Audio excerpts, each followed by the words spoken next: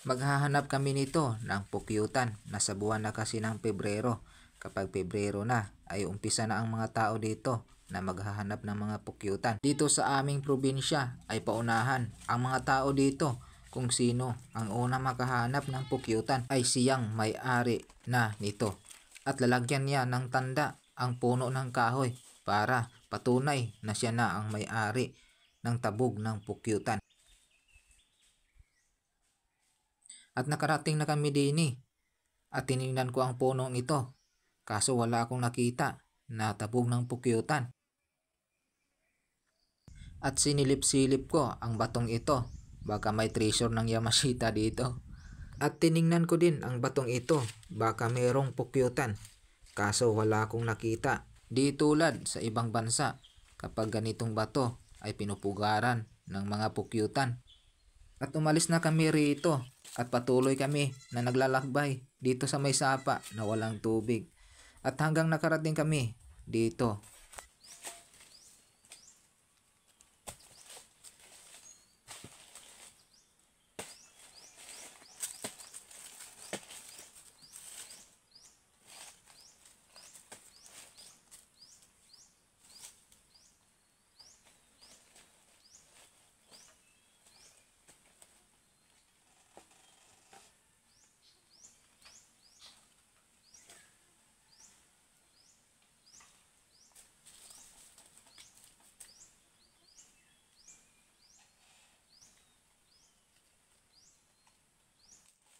Kaya pala ayaw kainin ni Pugigoat ang langka dahil bulok ito.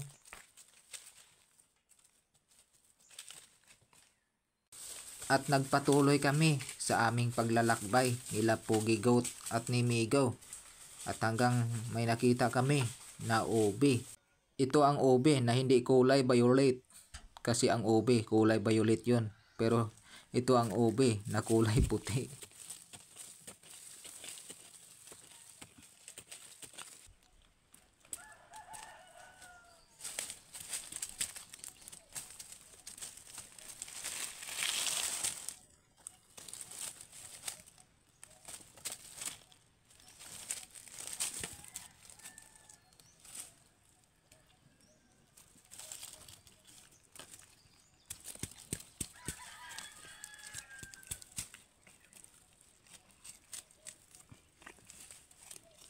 Migo. Migo.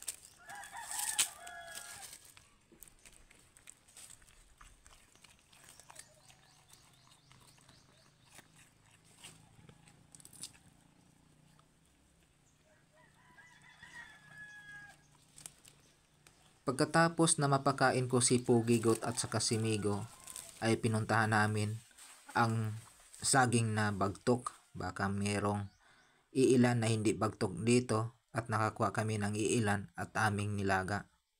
Nagugutom ako sa malayong paglalakbay namin. Buti na lang may nakuha kami na iilan na hindi bagtok sa saging. Kaya nilaga ko. At habang inaapuyan ko ang aking nilagang saging, ay nakatingin naman ang dalawa kong kasamang kambing na nasa pinto.